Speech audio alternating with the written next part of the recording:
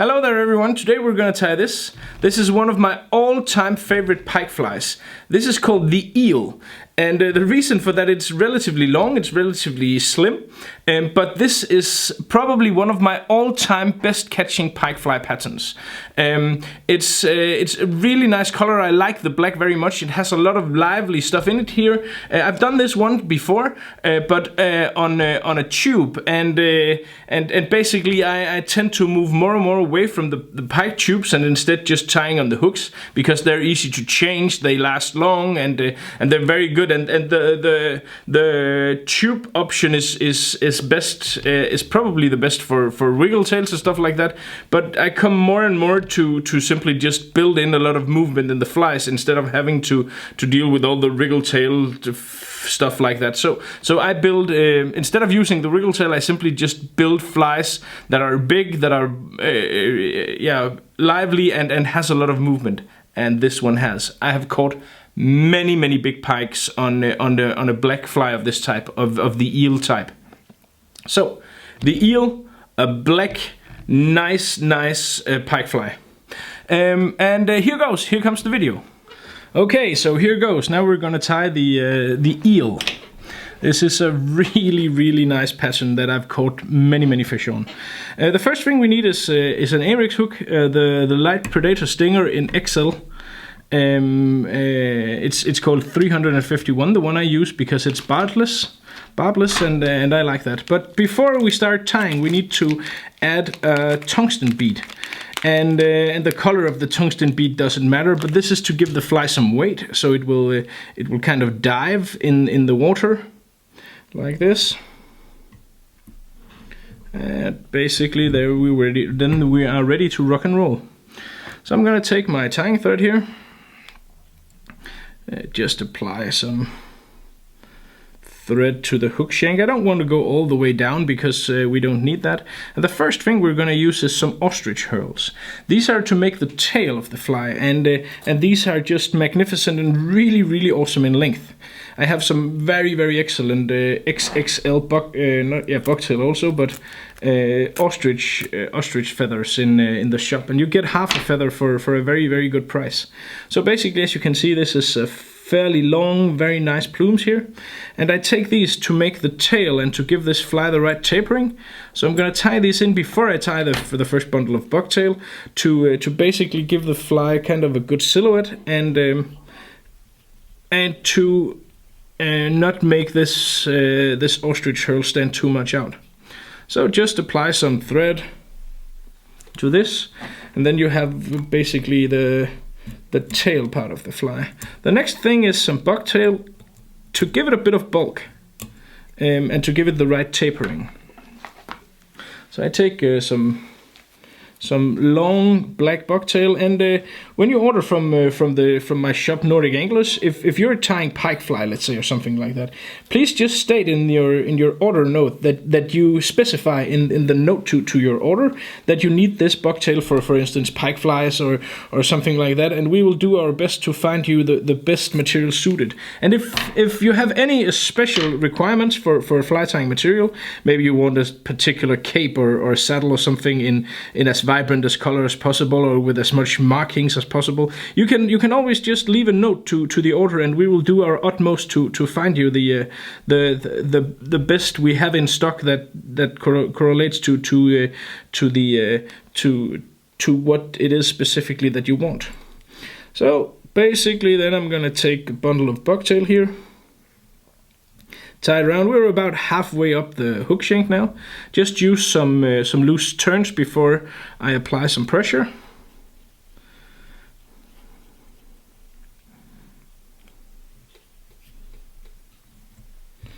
You can see you have the bucktail standing out here. I'm gonna cut off some of these fairly close to. This is in order to make this fly lighter to cast, like this. And we're gonna move a bit further up the hook shank, and I don't want the tungsten bead to be all the way in the head, because I'm gonna attach a flyman fish skull to this fly. So basically, I'm just gonna make some turns of tying thread over the bead here, and then I'm gonna move forward up above the bead to make the rest of the fly. The next thing we need is black big fly fiber, which is probably my all-time favorite pike fly tying material. It's nice and curly in one end, and then it straightens out and becomes very, very nice and long and straight in the other end. This gives some bulk where you want the bulk in the fly, and also give you a lot of long fibers that moves very great in the water. So basically I'm going to take some of this here, tie this down. Just going to leave it in full length for now. We can always trim it later if need be. Cutting away this. Then I take another bundle of bucktail to give it a bit more bulk and to ensure that the fly is see-through, but not, you know, completely. It doesn't have a big piece in the middle where there is no material. Let me see. You should now be about 1 centimeter from the from the front of from the eye, like there. Tying down the bucktail like I did the first bundle.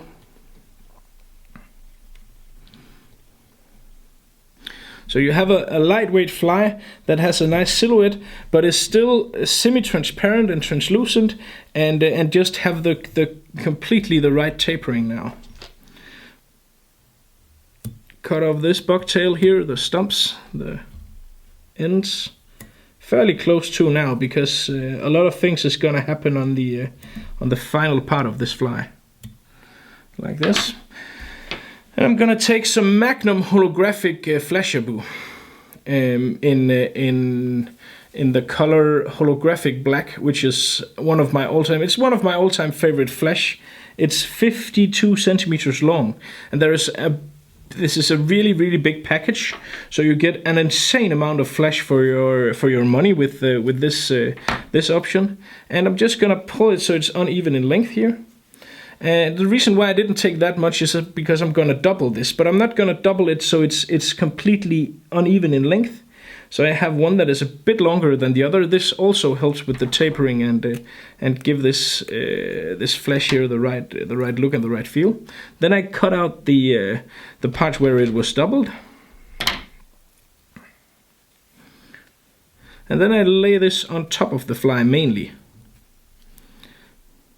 Use a couple of loose turns here.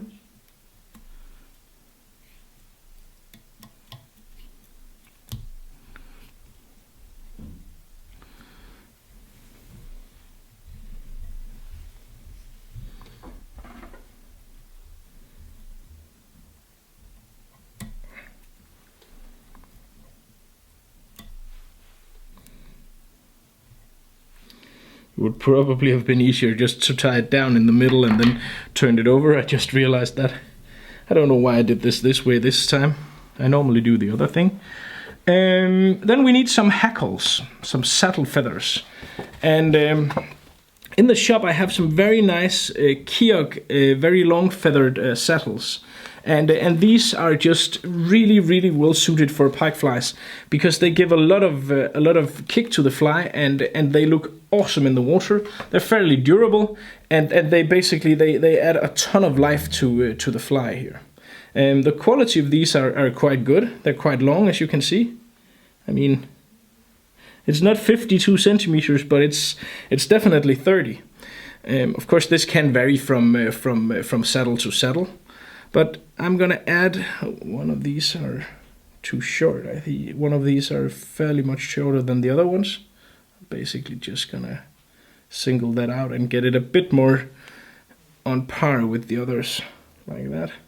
I have 6 or 7 feathers here. That's 5 is fine as well. And I could tie these down individually, but for this I want them basically mostly on top, maybe distributed out onto the shoulders of the fly. So, but mainly on top of the fly here, and then it's faster to just, and as I said, this is a fly I use a lot, so I have many of these in my box, and this is also one of the flies that is going to go directly to the box just after this video. It really is, it's one of the, I think it's probably by the flies that I have come up with on my own. Then this is my number one catching fly. This, along with the halo, any type of white and red combination, is just purely awesome.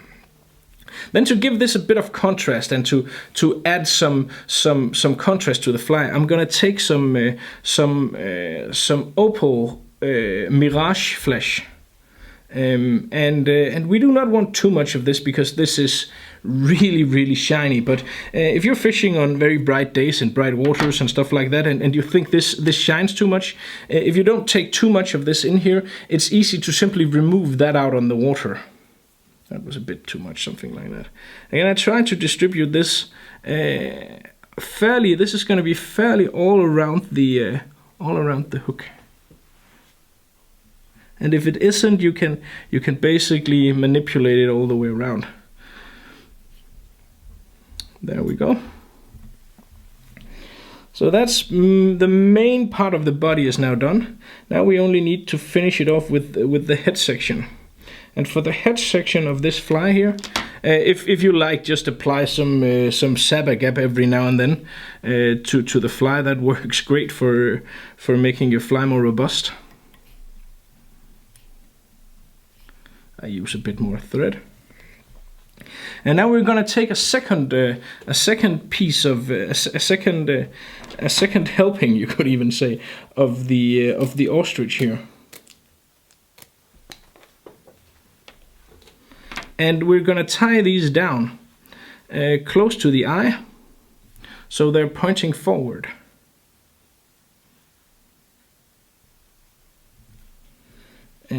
Because we need these, and it's important that these are distributed all the way around here. And the reason we do this is when we're gonna apply the fish mask in a second, then the fish mask will help pull this ostrich backwards, and this will fill out the fish mask, in addition to making these stand really nice out and give this fly a perfect tapering with a more bulky head, and then tapering down to a tail that is not too bulky. And then another addition to ensure that your fish mask is completely filled out, and to give the fly again the right tapering, I take a marabou plume here in black, and then I'm gonna make this as a hackle, and I'm gonna make that behind the ostrich. So this is probably the only thing that is difficult about this fly, is this part here.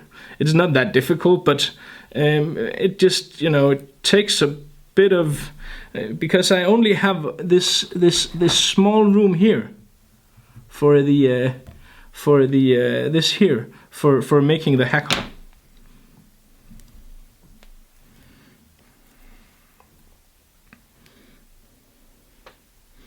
Turn my marabou.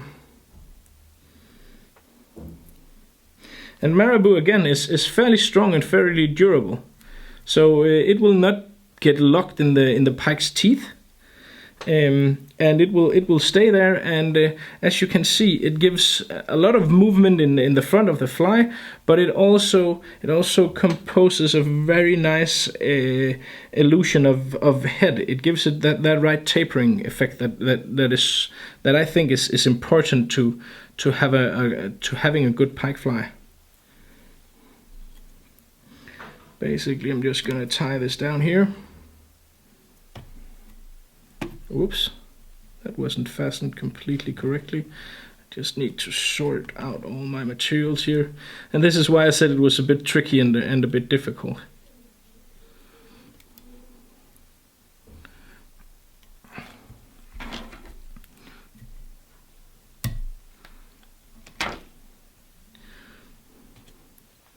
Cutting away the marabou feather. And don't worry about having a bit of a bulky thing here that doesn't matter anyway. And then the final thing is to basically just make your whip finish or some knots of some sort. This can be tricky because the ostrich is fairly long, but I managed. And the fish mask is going to cover your head completely, and the fish mask is going to be on the inside covered with Sabagap. So just need to make sure that no thing is in there like this. So your head is going to be very well protected from harm's way of the teeth of the pike. So there we go. Now we have all the ostrich out in front here, and basically I'm just going to force the ostrich backwards, the natural way that they will curve.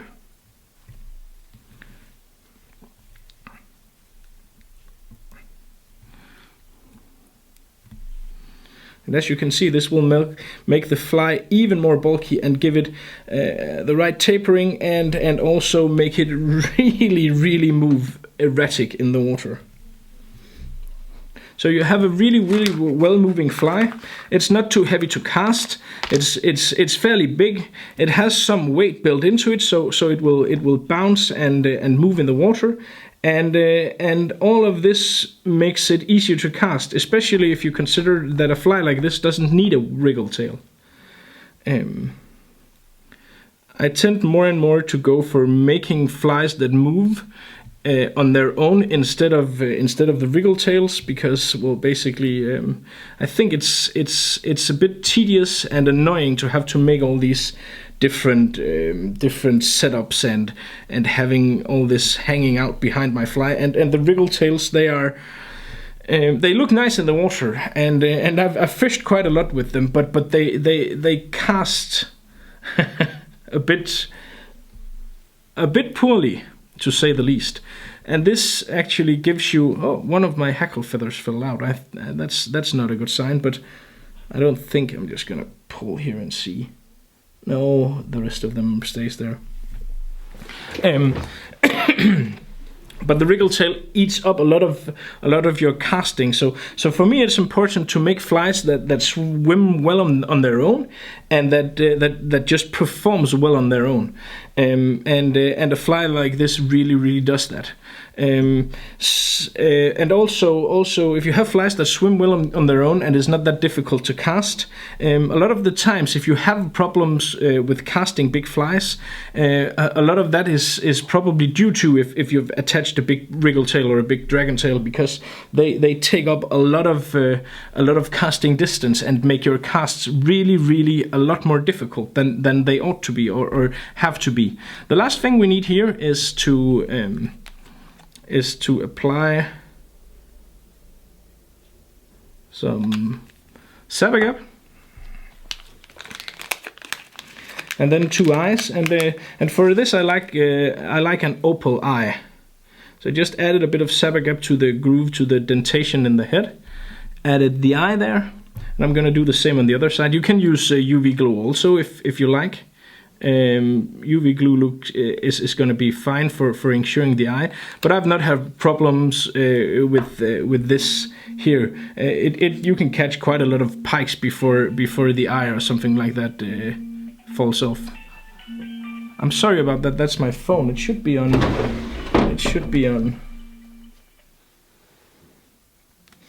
Like that. Sorry about that. But well, basically,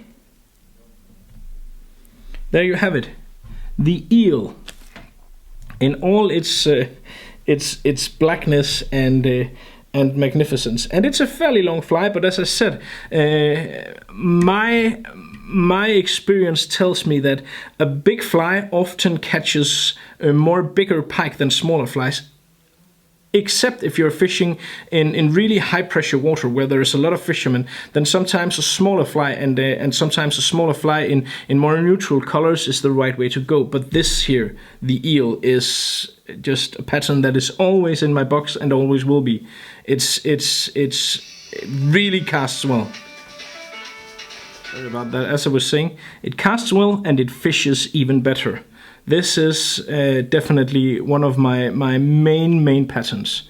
And I've caught a really many really big pikes on this one. And when you see this in the water, you will know why.